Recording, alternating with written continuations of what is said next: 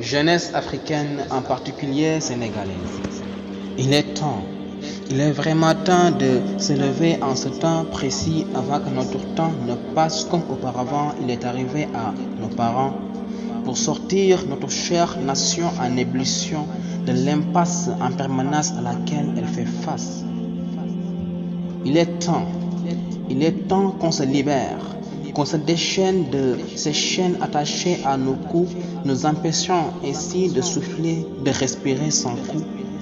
Ces chaînes nous suffoquent, nous étouffent, nous asphyxient, nous essoufflent. Débattons-nous, battons-nous, luttons et combattons pour enfin respirer l'air de la liberté. Jeunesse africaine, en particulier sénégalaise, notre révolution consiste à libérer notre nation de ces démons avides de pouvoir, sans savoir, ne nourrissant aucun espoir à nous, la jeunesse, sinon le désespoir. Ces démons qui pillent notre argent, enrichissent leurs enfants, construisent effrontément de très grands bâtiments, ensuite deviennent si arrogants. Mais quelle honte!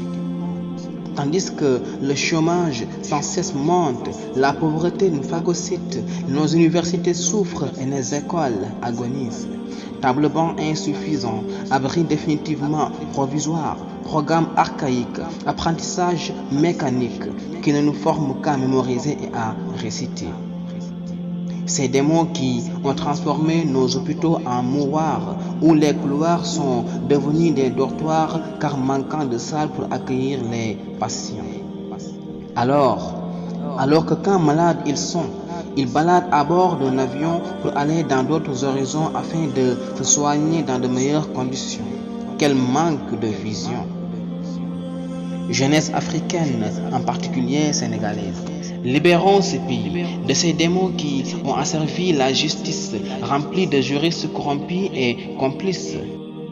Eux qui de bonne foi doivent dire le droit, manipulent ou des fois foulent aux pieds nos lois pour faire foi aux vœux d'un soi-disant roi et veulent au retour qu'en eux on ait foi.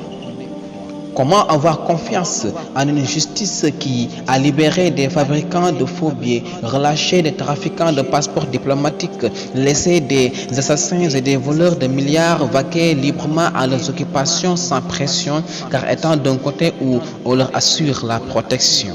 Or, au même moment, ceux qui se battent pour la démocratie, luttent pour la bonne gouvernance, combattent pour la liberté sont diabolisés, complotés, malmenés, emprisonnés, agressés et même assassinés car simplement ils sont de l'autre côté.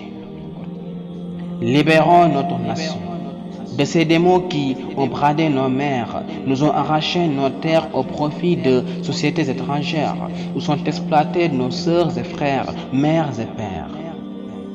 Ils ont bazardé nos ressources naturelles qui nous sont chères, notre zircon, notre or, notre phosphate, notre gaz, notre pétrole, notre fer. Ensuite, se partagent les miettes qui en découlent et puis veulent nous faire taire. Jeunesse africaine, en particulier sénégalaise. La liberté ne se donne pas, elle s'arrache. Son prix est cher, mais on va le payer en cash, car nous ne sommes pas des lâches qui jouent au cache-cache. Qu'elle nous vaille notre temps, notre argent ou notre sang, nous le payerons. Nous le payerons sans signe de faiblesse pour chasser ces tyrans.